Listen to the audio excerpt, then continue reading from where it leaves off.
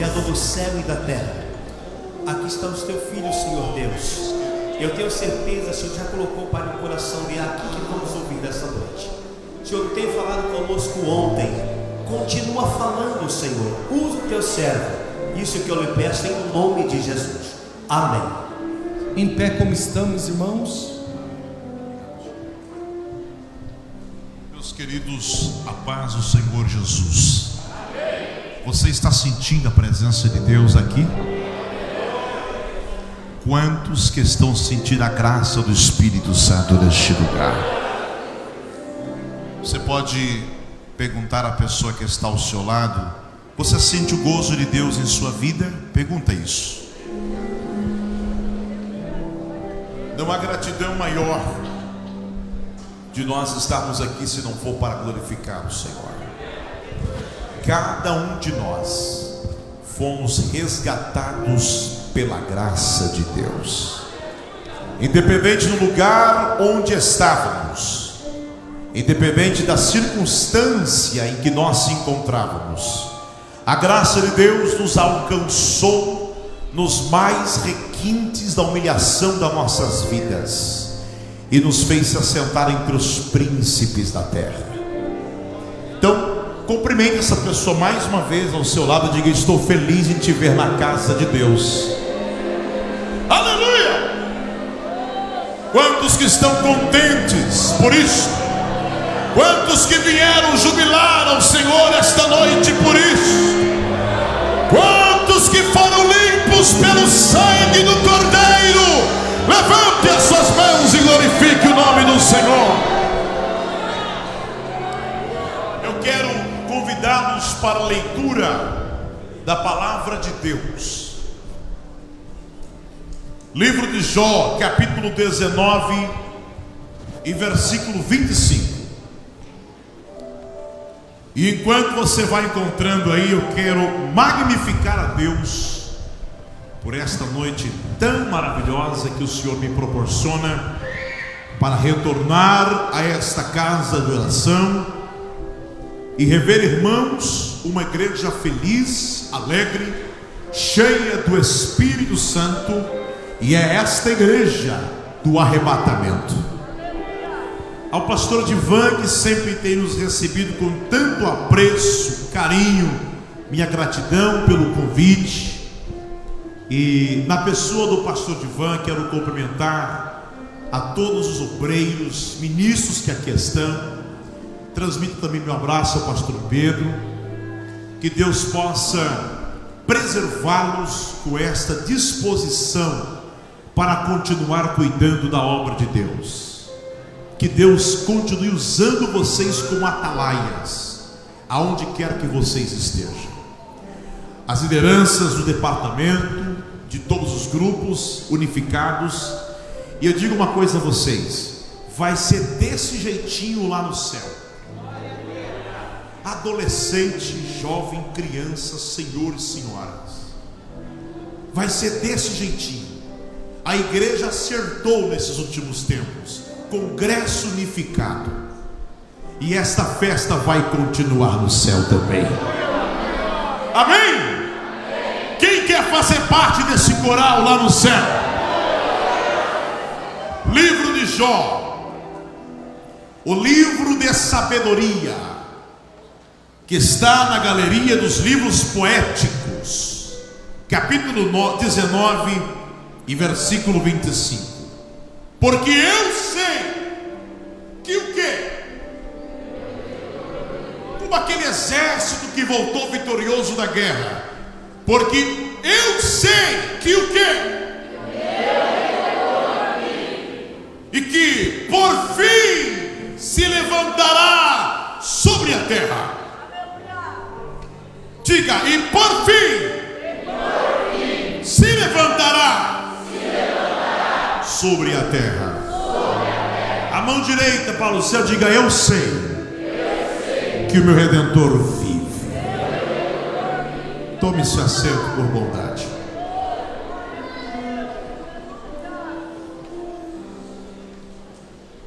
É interessante que este trabalho temático ao cheiro das águas. Esta é a expressão do capítulo 14. É uma expressão tanto curiosa, muito curiosa. Primeiro que nós temos que entender todo o contexto, por que é que leva Jó a falar esta frase e por quem ele está falando esta frase. Todos nós somos sabedores que este homem foi um homem singular da sua época. Foi um homem singular do seu tempo. Não se sabe exatamente qual foi o tempo em que Jó viveu. Alguns inclinam a acreditar que Jó viveu no tempo patriarcal. Já outros, menores, mas acreditam que Jó teria vivido de forma contemporânea de Salomão, menos provável. Já alguns pensam que Jó teria vivido durante ou pós o exílio de Israel, mais especificamente de Judá. Até por conta da organização do cânon sagrado por Esdras no Antigo Testamento. A história de Jó não é só conhecida na civilização hebreia.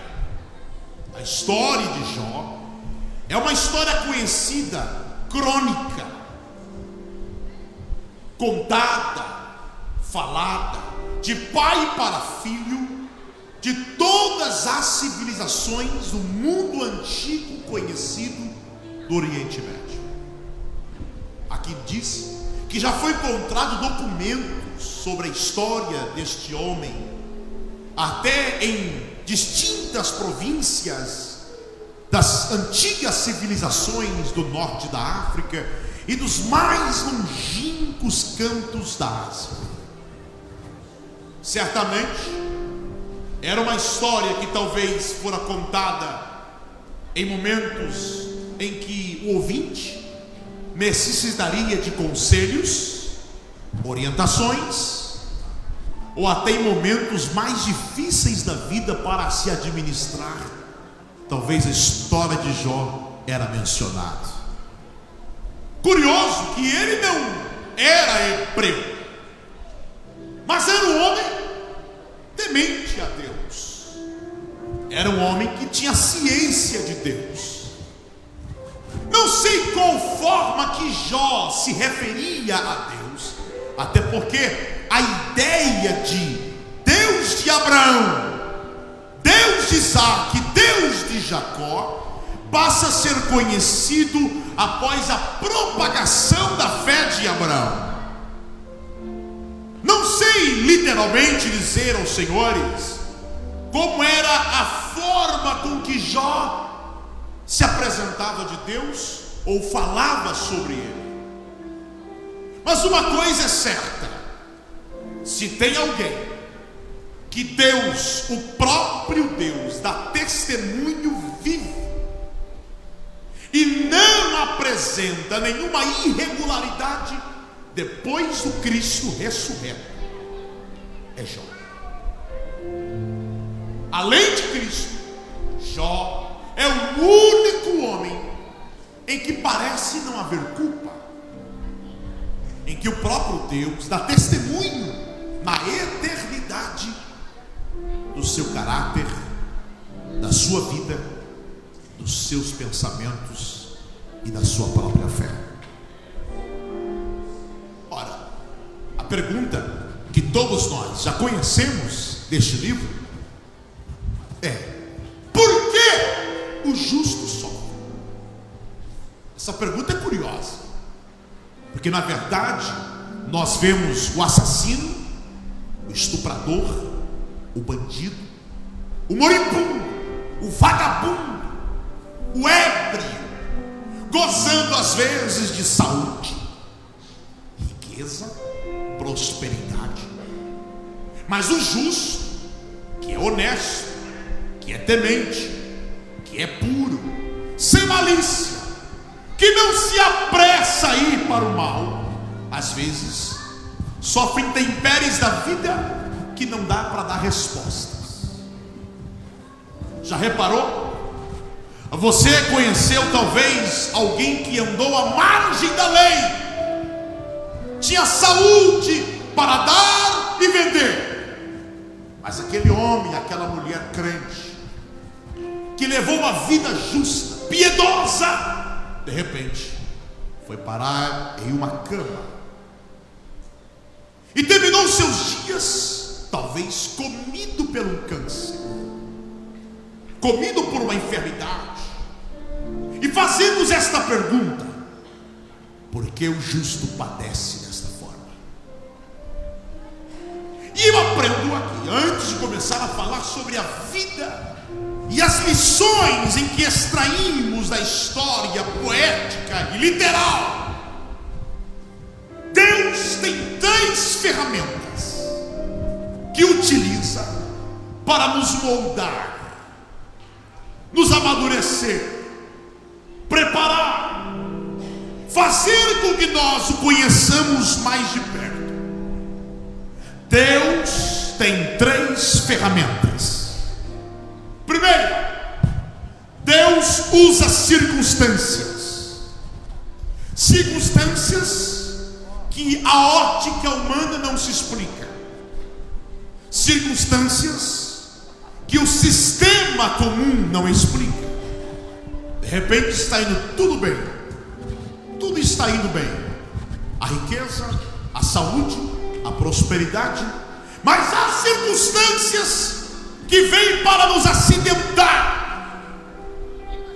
Deus utiliza as circunstâncias para que nós tenhamos paciência, para que nós desenvolvemos entre nós maturidade. A segunda ferramenta que Deus usa é o tempo. Nós não sabemos lidar com o tempo. Na nossa condição, não sabemos lidar com o tempo. O sistema, a cultura, a forma em que nós fomos criados, a forma em que nós fomos instruídos pelos nossos pais, pela vida social, queremos agora o já. Quando o pastor Divan ligou para mim, a expectativa dele é que a resposta viesse rápido. Quando você fala com alguém por WhatsApp, ou quando você liga e alguém não te atende, você já fica irritado, porque você está acostumado com o já, o agora. Nós não queremos mais pegar filas. Agora as pessoas não querem mais gastar tempo com as suas receitas familiares. A moda do iFood pegou. As pessoas querem as coisas rápidas. Mas o tempo é uma ferramenta de Deus para desgastar todas as nossas ansiedades. O tempo é uma ferramenta de Deus para fazer com que nós desenvolvemos dentro de nós o fruto do Espírito, para que nós possamos a possuir o domínio próprio e a ter gozo e alegria quando já não há mais expectativas. A terceira ferramenta que Deus usa é pessoas. E o mais incrível é que nós, às vezes, achamos que estamos sendo rechaçados, perseguidos, atormentados, atribulados. Ah, meu Deus, o fulano, o ciclano não gosta de mim, se levanta contra mim, fala de mim. Mas na verdade é uma ferramenta de Deus para te ensinar, para me ensinar a lidar com o adverso, a lidar com o oposto, a lidar com o contrário, a também amar aquilo que eu não tenho por comum em amar. Essas três ferramentas estão na carpintaria de Deus. Essas três ferramentas estão na oficina de Jesus. São três ferramentas que Ele molda a madeira, lixa a madeira, corta a madeira, prepara a madeira, para que a madeira deixe de ser um caixote e passe a ser uma arca de Deus. Uma madeira não bem preparada, uma madeira não trabalhada, é apenas um volume, é apenas um objeto, é apenas uma peça que terá utilidade por um tempo, mas quando é trabalhada pelas mãos do Todo-Poderoso, ela se torna um símbolo, ela se torna uma arca, ela se torna uma residência da glória de Deus. Você está se enquadrando?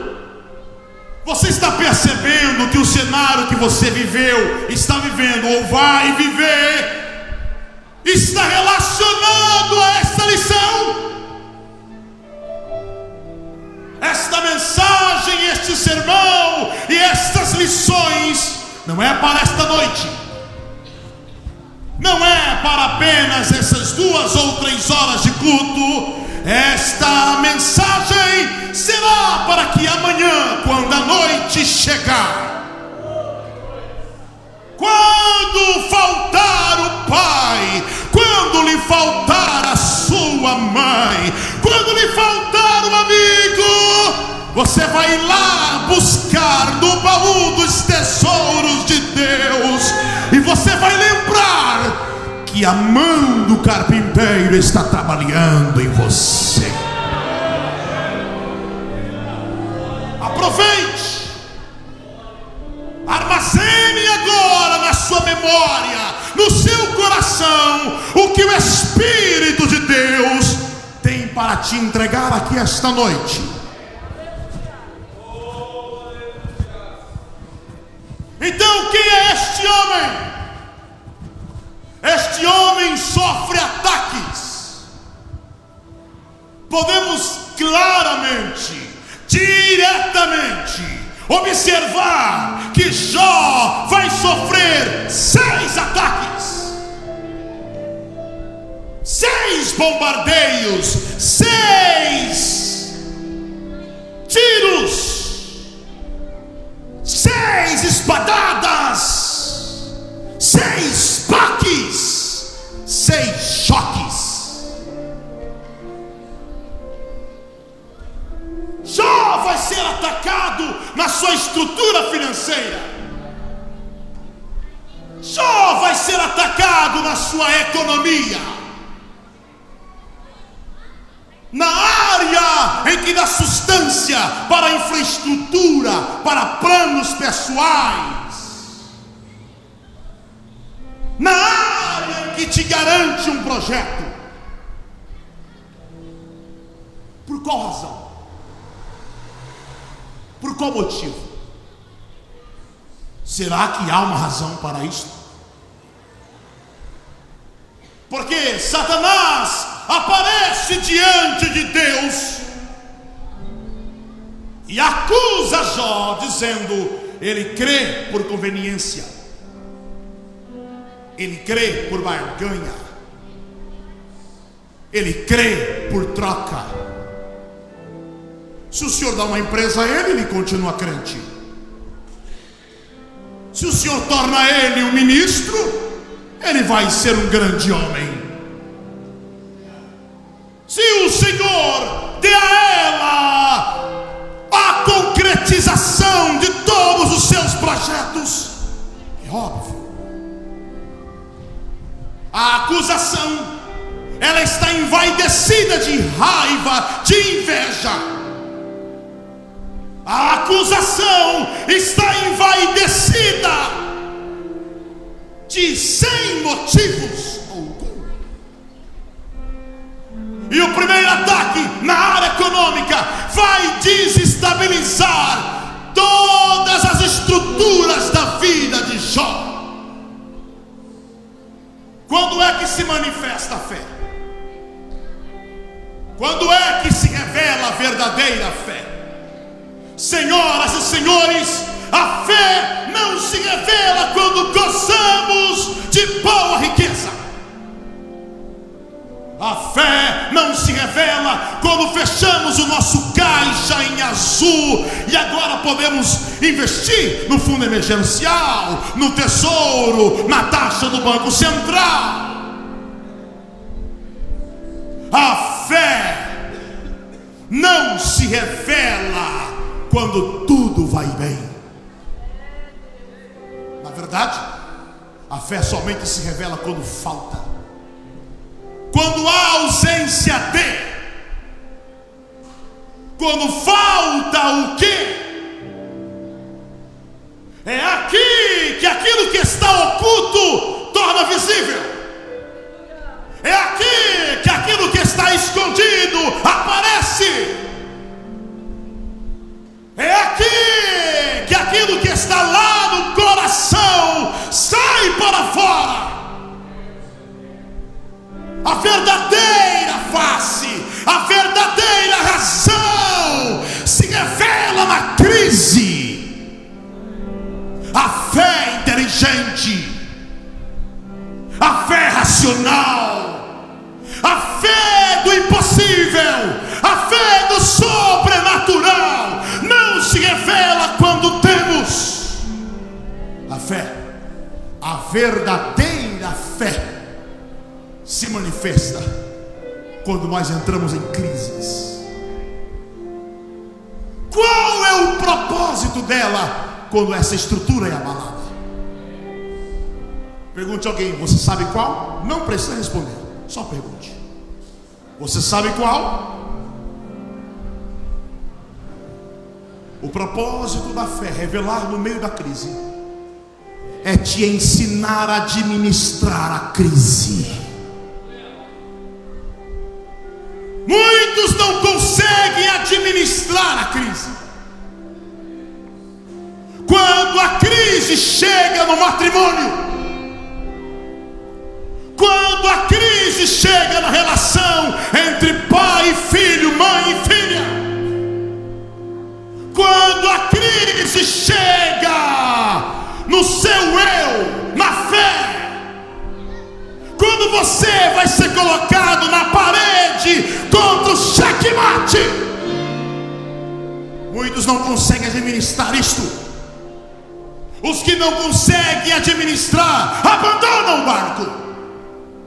Os que não conseguem administrar, se jogam de um prédio. Os que não conseguem administrar, chutam o pau da barraca.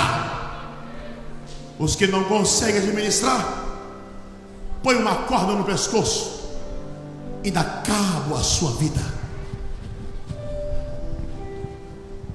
Quando é que esta fé se revela?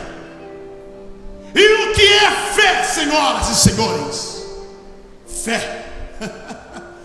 Antônio Gilberto disse que a fé é salvadora, a fé comum, a fé para fazer milagres.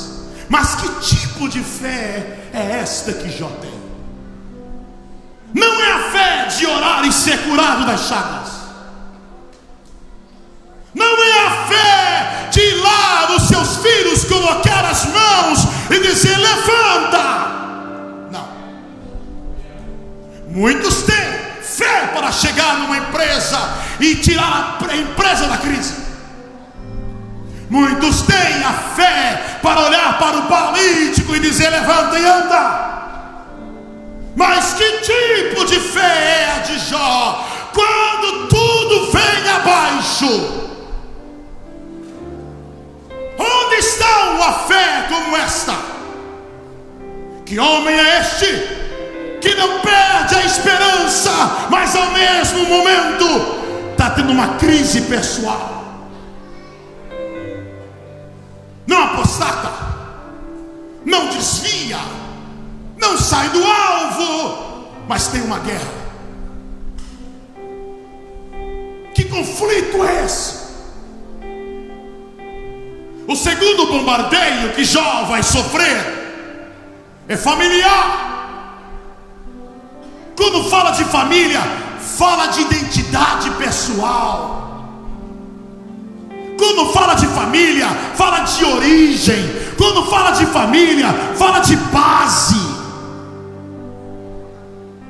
Talvez você está pronto para ser atacado diretamente. Talvez você está pronta para ser atacada frontalmente. Mas você não está pronto para ver a sua família perecer por algo que você não sabe qual é a razão. Qual pai que está pronto para enterrar o seu filho sem saber a razão?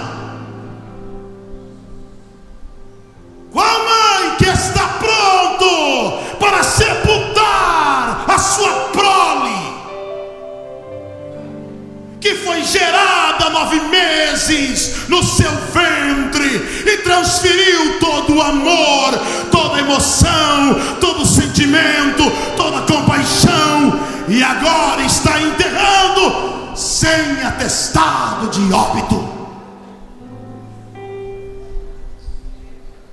Quantos porquês você já fez para Deus? Quantos porquês você já questionou? Por que tu levastes meu pai? Por que tu levastes a minha mãe? Será que você ainda não superou este luto?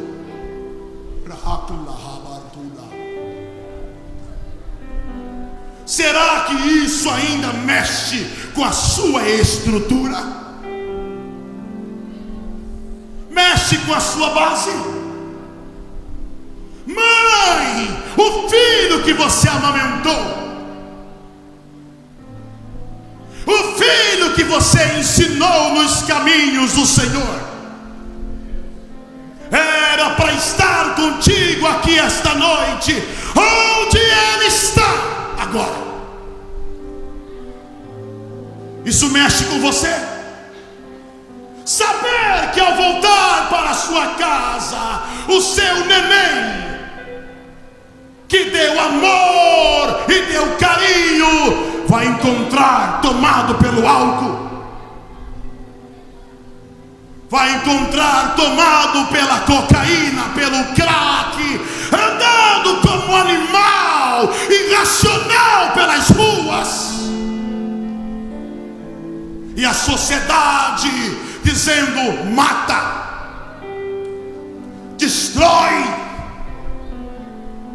ele não merece viver, isso é uma alma penada.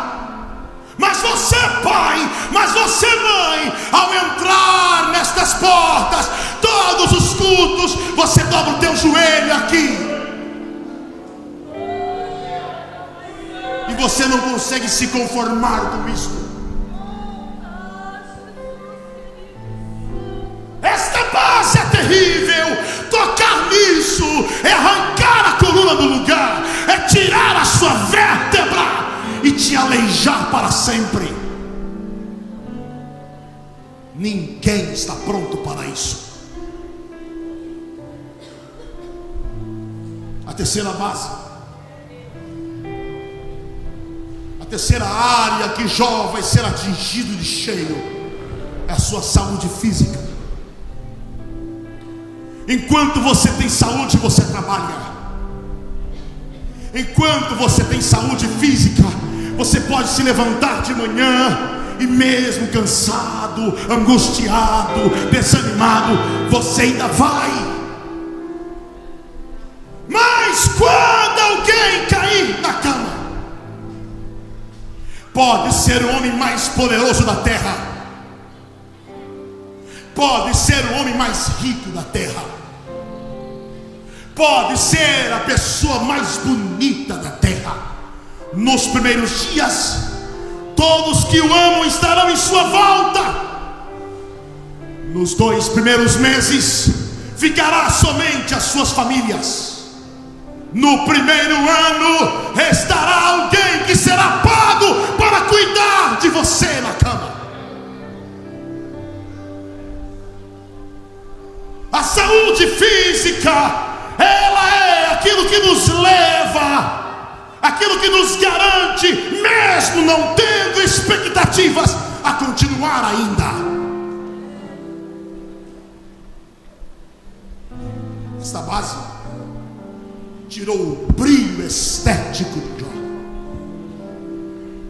Ele se tornou um câncer ambulante. Ele se tornou uma ferida ambulante. Os bichos o tomou de cima da cabeça aos pés. Sua residência agora, se é que restou alguma coisa, já não é mais o pedaço da parede que sobrou, mas é o lixão da cidade. É as cinzas da cidade. O lugar mais desprezível, o lugar mais angustiante. Ninguém quer ir lá. O Estado não vai lá, o sistema não vai lá, a mão do homem não vai lá. Ninguém. Os fariseus não vão lá, os saduceus também não. Nesse lugar, o melhor amigo não chega. Nesse lugar, talvez o seu cônjuge não vai ir. Nesse lugar, ninguém quer estar perto. Cada um tem as suas motivações, cada um tem as suas justificativas, mas no final, você estará só, eu estarei só. Jó se encontra só no lixão, ele e Deus. Diante de tudo isso, Jó teve que aprender a lidar com alguma coisa. Pergunte-me qual. Diga para a pessoa ao seu lado: o silêncio de Deus.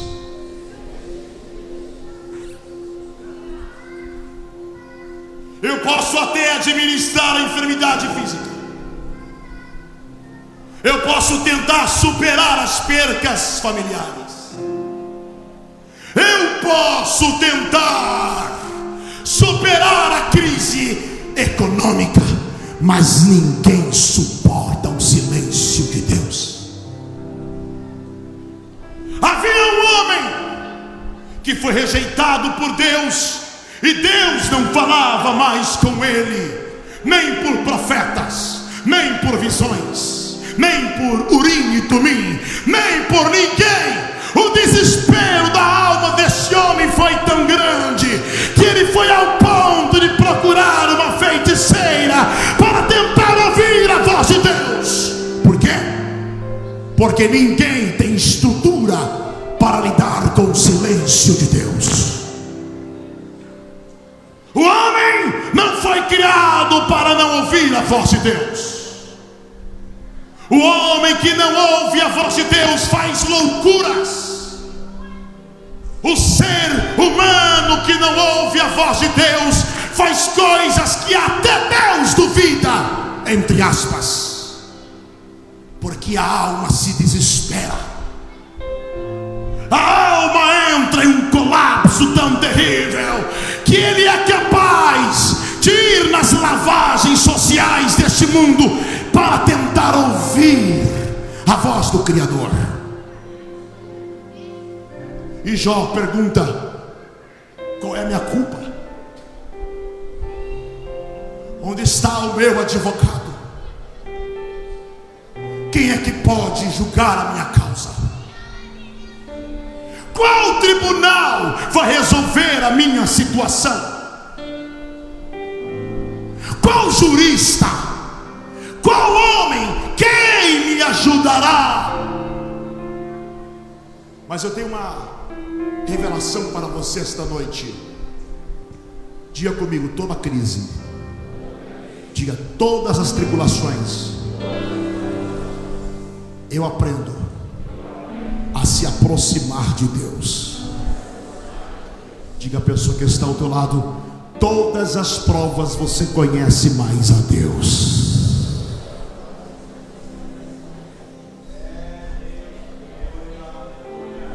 Ele vai dizer: eu falava daquilo que eu não conhecia, eu adorava de lábios, de boca, mas agora eu o conheço. Agora eu sei que nenhum de seus planos podem ser frustrados.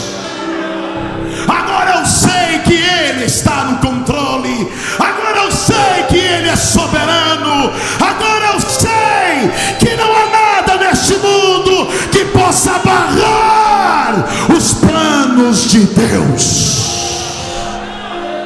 Pega na mão de alguém e diga: nada vai parar o propósito de Deus na sua vida. Vai, diga, diga, diga: nada vai parar o propósito de Deus na sua vida.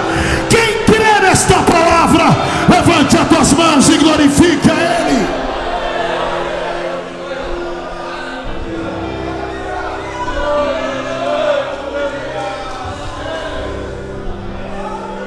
Ele vai ser bombardeado no matrimônio.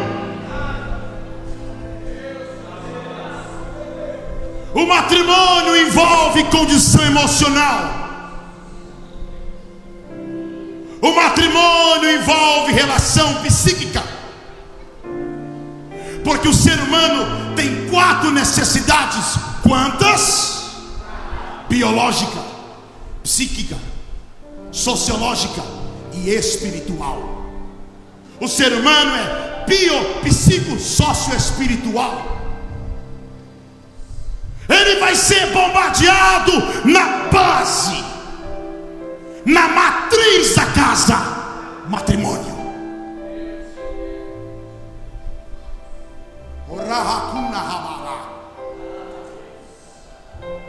Continua crente ou devora tudo? Continua indo para o circo de oração ou chuta o pau da barraca? Continua crendo que Deus vai fazer a obra ou entrega credencial, obreiros? Continua convicto na chamada ou diga para o pastor: não dá mais? Porque tocar no matrimônio é desestimular a vida.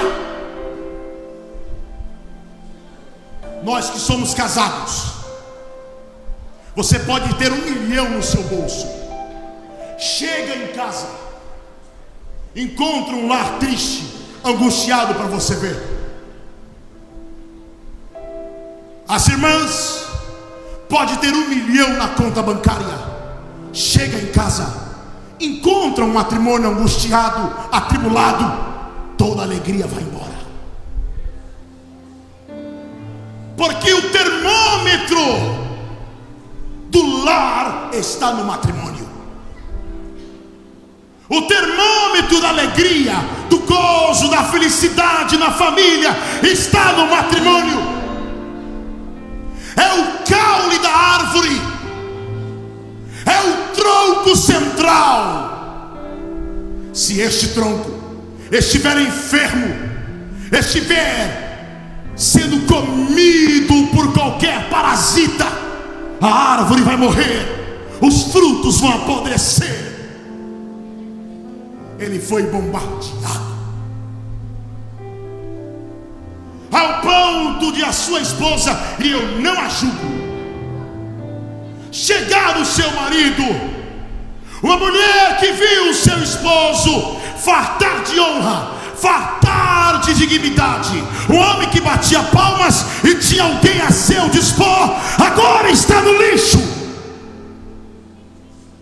Um homem que clamava a Deus, e Deus de prontidão o atendia, agora chama e Jeová não responde.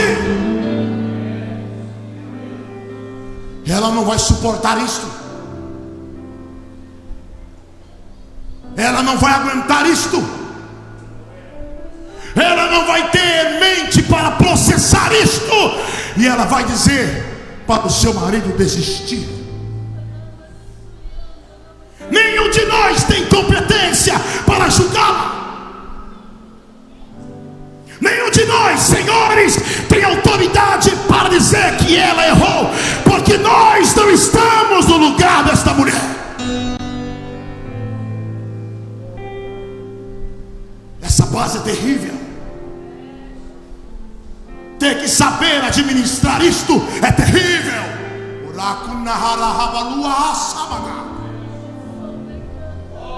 Continuar falando em línguas. Quando chegar em casa, encontrar alguém que come com você no seu prato, que deita com você na cama, olhar para você e dizer: eu não sei por que é que você ainda acredita.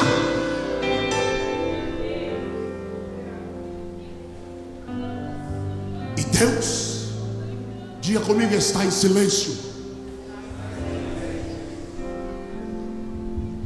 Mas como se não bastasse, Jó vai ser bombardeado em outra área. Diga: social. Agora os seus amigos vão chegar, aqueles a quem deveria dizer: Jó, vai dar tudo certo, você vai vencer, Deus é contigo. Aqueles que deveriam dizer: meu amigo, quando eu precisei, você estendeu as mãos, agora é minha vez. Eles chegam diante de Jó, eles não acreditam que eles vêm. O homem que falava do Deus Criador, o homem que gozava de beleza em todos os aspectos da vida, ficam 7 dias e noites sentados, olhando para ele e na cabeça pensando: qual é o pecado? Eles estão mudos. Perguntem por quê? Porque há coisas na vida que ainda encontram explicação, mas eles não tinham explicação. Há coisas na vida que dá para escrever um livro e dizer: a razão disso é por conta disso, o resultado disso é por causa disso. Mas quando eles chegaram diante de Jó, não tinha palavras para descrever. Permitam-me ser além, é equiparado ao que Paulo disse: eu conheci um homem que foi ao terceiro céu e viu coisas inefáveis, ao ponto que as maravilhas de Deus são tão inefáveis. Inefável é algo que não dá para explicar com palavras humanas terráqueas.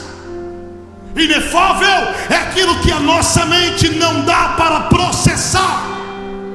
O sofrimento de Jó é equiparado, mas ao contrário, inefável.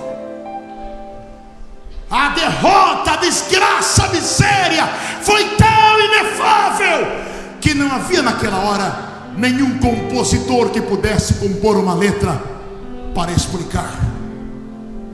Não haveria nenhum pintor que pudesse expressar num quadro a amargura deste homem. Quando eles abrem a boca, eles abrem a boca acusando, o chamam de mau caráter, adúltero, o chama de alguém que esconde o pecado. Confessa, Jó. Há pessoas que não vão entender, porque há coisas que Deus faz acontecer, permite acontecer, autoriza acontecer, faz parte da história para acontecer, e está vedado até os seus olhos. Hoje você não entende, o agora você não compreende, mas há um propósito de Deus nisto para amanhã. E nesse propósito que Deus tem para amanhã, você ainda vai ter ação de graças.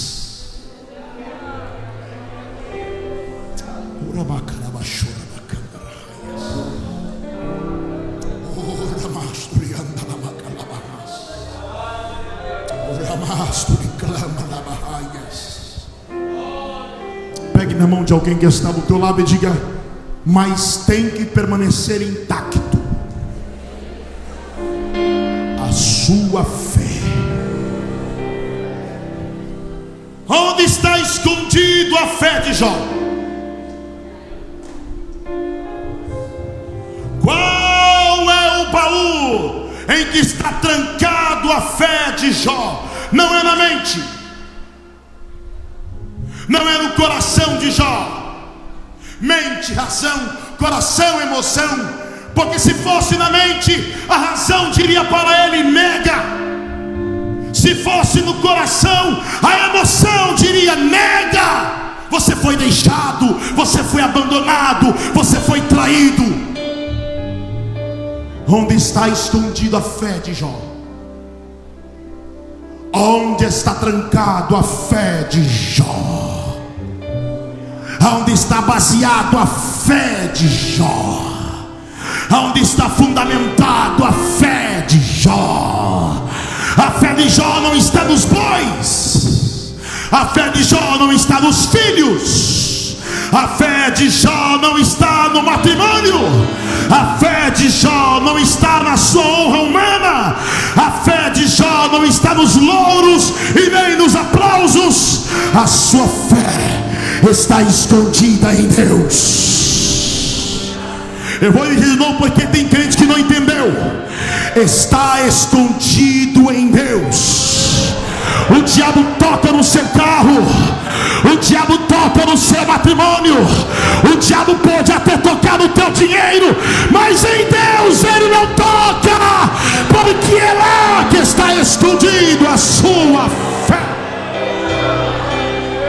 Quem crê, quem crê, quem crê, quem crê, quem crê, quem crê, quem crê, quem crê, quem crê, feche os teus olhos agora e comece a glorificar o nome do Senhor.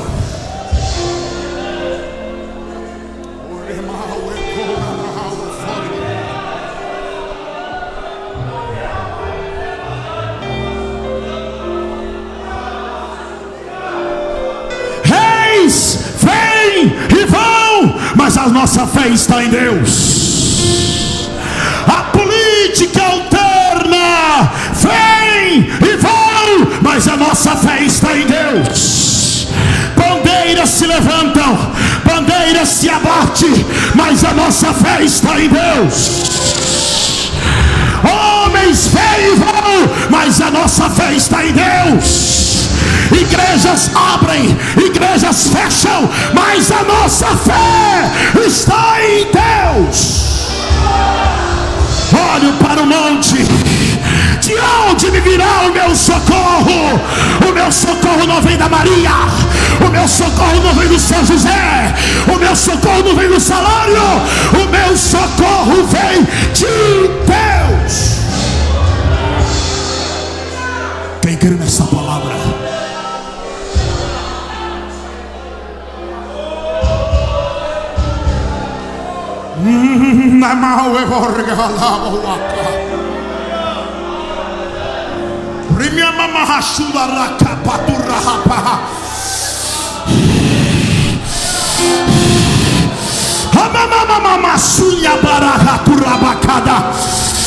Receba renovo de Deus aqui nesta noite.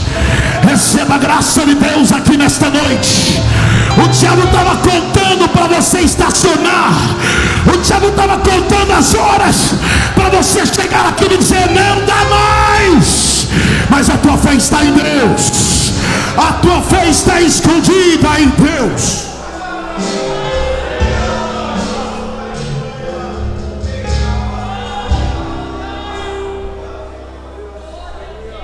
Mas Jó, digam comigo, Jó continua descendo. Agora fala bem forte: nos degraus da humilhação. Ele vai descer um degrau de humilhação tão terrível. que entra agora no capítulo 14. A expressão ao cheiro das águas, na verdade não se referia a ele. Em outras palavras, ele vai dizer: para uma árvore tem esperança, mas para mim não há. Para os astros, para o animal que não raciocina, há esperança, mas para mim não há.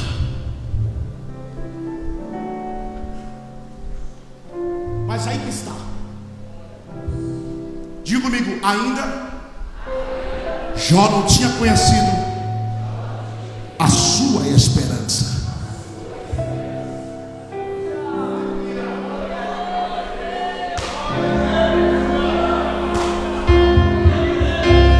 Quando ele vai dizer no capítulo 14, ele está amargurado, a depressão o tomou na alma, no espírito e no seu corpo. Ele está tomado por trevas de amargura, de angústias. Mas quando ele desce ao mais fundo degrau, quando ele chega no fundo do poço, aí vem Deus no capítulo 38: onde estavas tu, Jó, quando eu coloquei um firmamento na terra? Onde estavas tu, Jó, quando eu coloquei um eixo no meio da terra? Onde estavas tu, Jó, quando eu criei os astros? Onde estavas tu, Jó, quando eu pus limite nos mares? Em outras palavras, ele estava dizendo: eu sou o Alfa e o Ômega, eu sou o princípio e o fim, eu já conheço a tua história. Quem crê? Quem crê? Quem crê? Quem crê? Quem crê? Quem crê?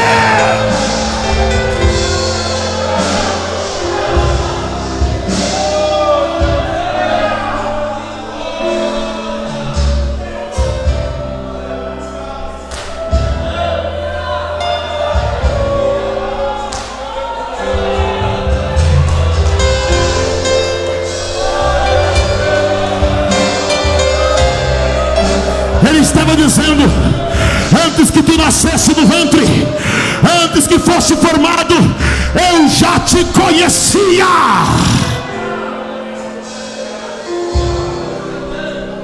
Dá um tapa na mão de alguém que está do lado de ele: já te conhece mais do que você mesmo. Diga aí, vai.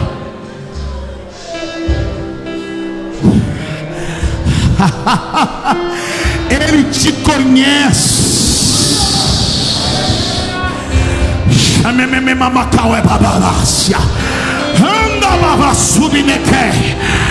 Antes que teu pai tivesse conhecido a tua mãe, ele já te conhecia. Antes que teu pai tivesse selado o casamento com a sua mãe, ele já te conhecia. Ele estava lá.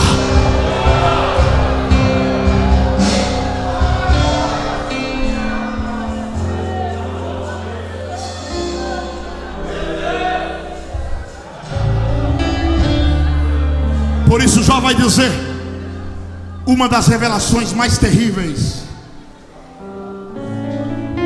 É por isso que Esdras, ao separar o cânon do Antigo Testamento, achou o livro de Jó e colocou. Porque um dos escrivos, para que os livros estivessem aqui, era que falasse ou tivesse uma ligação direta ou indireta do nosso Salvador. A linha que leva até Cristo é esta. Então Jó disse: ainda que eu morra,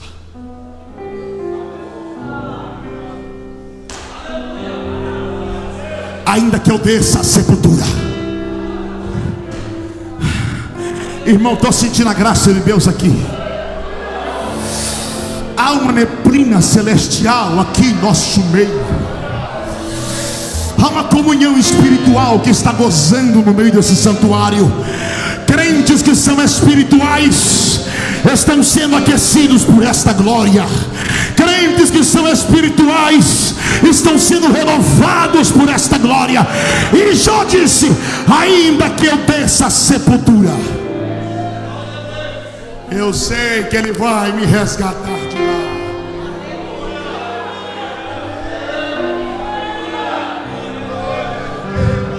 Segura a mão de uma pessoa, mas com autoridade. Isso. Diga para esse crente: até a morte ele já deu jeito. Não, fala com autoridade, porque senão não vai nem acreditar em você. Diga: até a morte ele já deu jeito.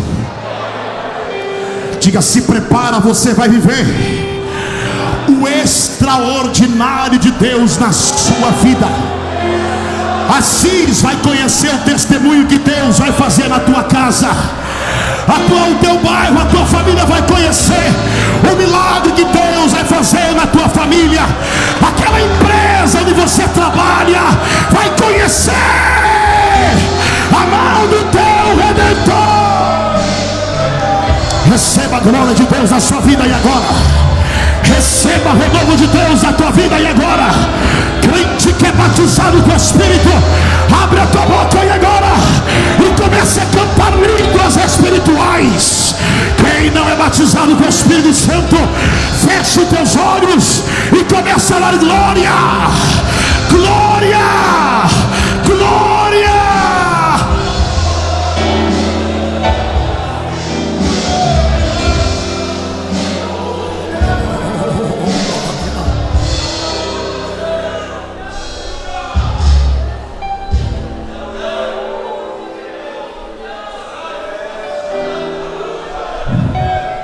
E Deus virou o cativeiro de Jó.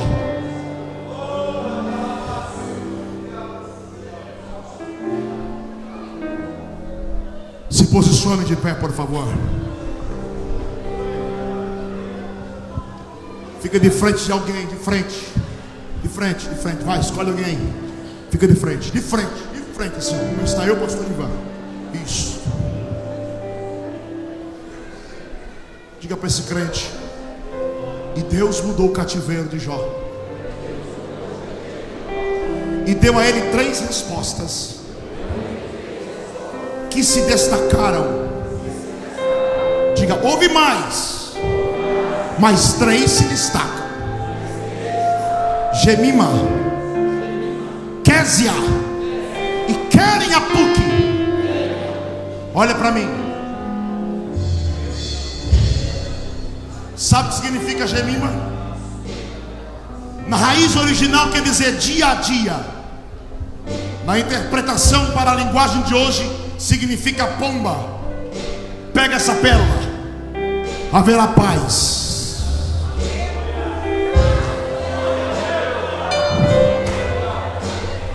O mundo estará em guerra, mas o teu barco vai navegar em paz dia após dia. 1000 cairão ao teu lado, 10.000 à tua direita, mas tu não serás atingido. Não será só na segunda, não será só no sábado, nem no domingo. Vai ser dia após dia, dia após dia. Tem providência chegando para a tua casa, tem salvação chegando para a tua família, tem libertação chegando para o teu lar. Segunda vitória que vai se destacar. Diga comigo: Késia. Cinamoro, que significa essa palavra, é um aroma suave que é extraído de uma árvore. Diga para esse crente que está ao teu lado, de frente. Diga: a tua bênção, tua resposta, eu já sinto o cheiro dela chegando.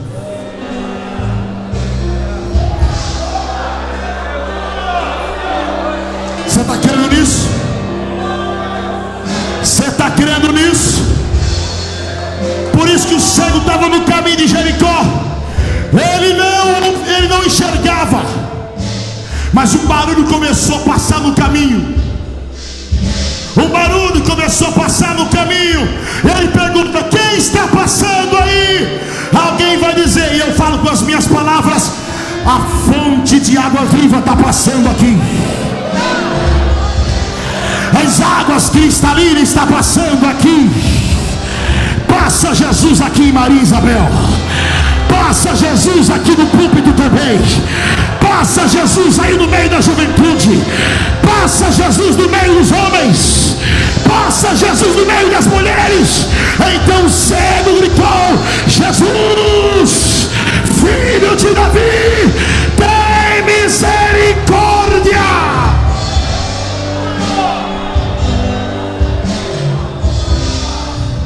Agora essa para envergonhar Satanás.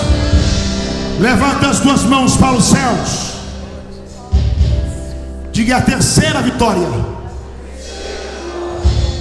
é querem a PUC. Diga: querem a PUC. Isso. Estende as mãos para a tua casa. Localiza a tua casa aí. Isso.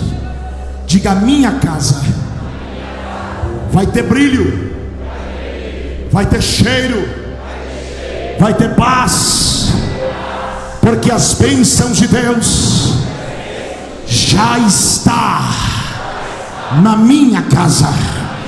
Abraça esse crente que está do teu lado e diga: jubile na presença de Deus agora.